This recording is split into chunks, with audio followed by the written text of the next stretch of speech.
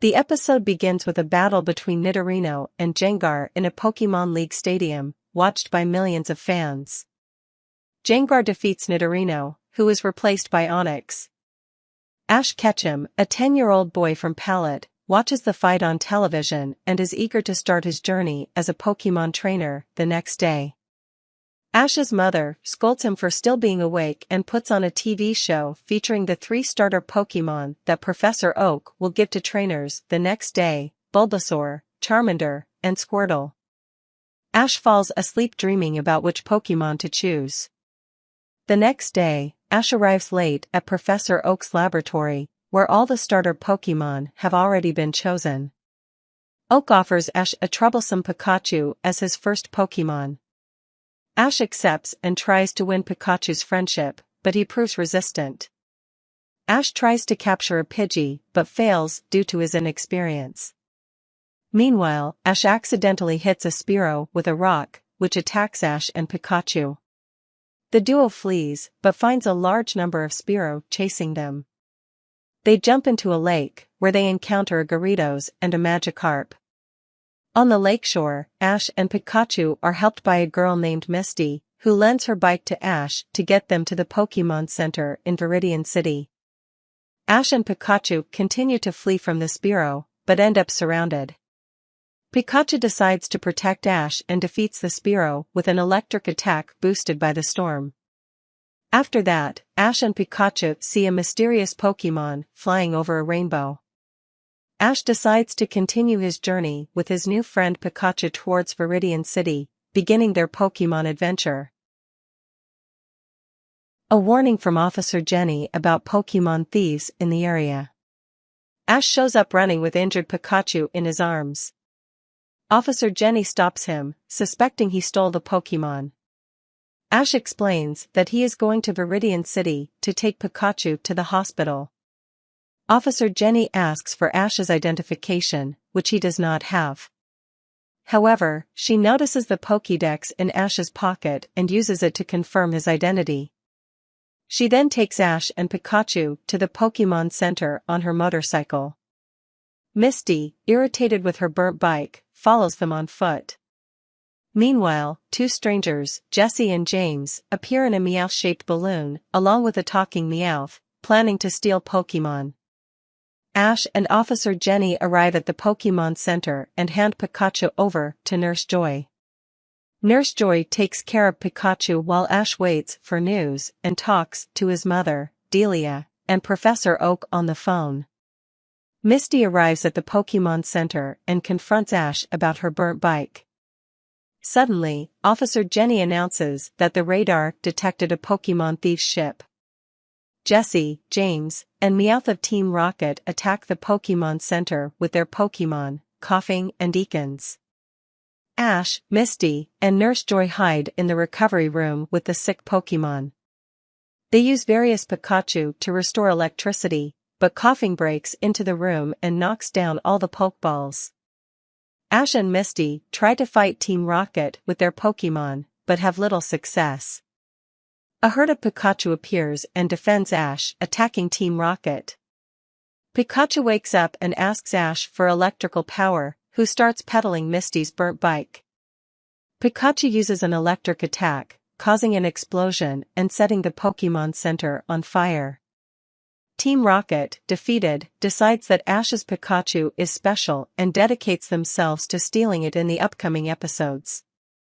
Ash and Misty leave for Pewter City, passing through Viridian Forest. Misty is afraid of a Caterpie they encounter, and Ash tries to capture it. Will he succeed? What does Team Rocket plan? Will Misty get a new bike? All answers in the next chapter. The episode begins with Ash successfully capturing his first Pokémon, Caterpie. Misty finds Caterpie disgusting, but Ash is excited. When Ash introduces Caterpie to Misty, the Pokémon tries to approach her, but Misty reacts with repulsion. Caterpie is saddened by Misty's reaction, who reveals that she hates carrots, peppers, and bugs. Ash decides to go on his way without Misty, but she follows him to demand a new bike. At night, Ash lights a campfire and prepares to sleep. Meanwhile, Caterpie and Pikachu play together, and Caterpie dreams of becoming a Butterfree. The next morning, Misty wakes up and sees Caterpie sleeping near her. Irritated, she orders Caterpie to back off and return to its Pokeball. Caterpie obeys, heartbroken. Suddenly, a wild Pidgeotto appears, and Ash tries to capture it but fails. Misty reminds Ash that he needs to weaken a Pokémon before capturing it. Ash then calls Caterpie to fight Pidgeotto, but the Pokémon is injured. Ash withdraws Caterpie, and with the help of Pikachu, manages to capture Pidgeotto. Misty, however, scolds Ash for putting Caterpie in danger. During the argument, Team Rocket appears again, determined to steal Pikachu. Jessie and James call their Pokémon, and Coughing uses an attack that temporarily blinds Pikachu. Ash asks Misty to take care of Pikachu and summons Pidgeotto to fight, but the Pokémon is defeated. Ash then calls Caterpie, who, despite being weak, manages to immobilize Team Rocket's Pokémon. Caterpie defeats Team Rocket, who flee. After the fight, Caterpie evolves into Metapod. With this victory, Ash and Misty continue their journey through Viridian Forest in search of new adventures. Crossing the Viridian Forest, Misty once again shows her disgust for bugs when encountering a wild Weedle. Ash decides to capture it and calls his Pidgeotto to face it. Meanwhile, Misty encounters a mysterious samurai who is looking for a Pokémon trainer from Pallet Town. He warns Misty not to scream in the forest, as it may attract a swarm of Beedrill. Just as Ash is about to capture Weedle, the samurai appears and challenges Ash to a battle. This causes Weedle to escape. Ash and the samurai begin to battle, with Pidgeotto facing Pinsir. Pidgeotto is defeated, and Ash calls his Metapod. The samurai also calls his Metapod, and both use the Harden move repeatedly. Meanwhile, Team Rocket approaches Ash to steal his Pikachu. During the battle between the Metapod, a swarm of Beedrill appears, interrupting the fight.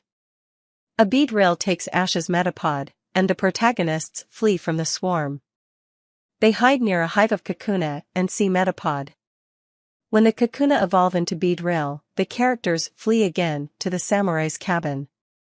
There, Ash and the samurai argue about abandoning Metapod. The samurai reveals that he has already fought and lost against 3 other trainers from Pallet Town. The next day, Ash tries to recover Metapod, and Team Rocket inadvertently awakens the Beedrill. Ash finds Metapod and apologizes for having abandoned it. Metapod saves Ash from a Beedrill attack, and its shell breaks. Metapod evolves into Butterfree, which faces the Beedrill and puts them to sleep with the Sleep Powder move. With the victory, Ash and Misty say goodbye to the samurai, who comes to respect Ash and his Butterfree. Now, the 2 protagonists head towards Pewter City. The episode ends with Team Rocket hanging from a tree, disguised as cocoons, surrounded by Kakuna and Beedrill. The episode begins showing Team Rocket preparing a trap for Ash and Misty. After finishing the trap, they end up falling into it. Ash, Misty, and Pikachu finally leave Viridian Forest and arrive on the outskirts of Pewter City. There, they meet a man named Flint, who takes them to the Pokémon Center to heal Pikachu. At the center, Ash and Misty learn about the Pokémon League and the gym leaders who need to be defeated to earn the 8 badges. Ash decides to challenge Brock, the leader of the Pewter City gym. Brock uses his Onix and easily defeats Ash and Pikachu. Ash leaves the gym, disheartened, and meets Flint again. Flint tells the story of Brock and reveals that he takes care of his 9 younger siblings.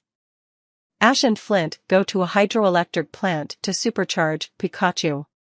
The next morning, Ash returns to the gym for a rematch. This time, Pikachu manages to defeat Brock's Geodude, but the fight against Onix remains tricky.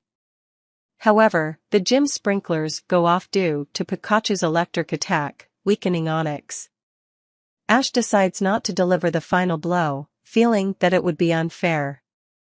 After the battle, Brock catches up to Ash and hands him the Boulder badge. Flint reveals himself to be Brock's father and takes responsibility for looking after the younger siblings, allowing Brock to follow his dream of becoming a Pokémon breeder. Ash, Brock, and Misty continue their journey together, while Team Rocket, trapped underground, finally find an exit, only to be trampled on by the protagonists. Ash, Misty, and now Brock's latest adventure took place in Pewter City. Now, they are on their way to Mount Moon, where they will discover that all the strange and surprising stories about this mysterious place are true. As they walk, Brock tells his friends about a meteorite that fell on the mountain, called the Moonstone. Misty finds the names romantic. Suddenly, they hear a scream and find a man being attacked by Zubats. Pikachu saves the man, and Brock takes the opportunity to catch a Zubat.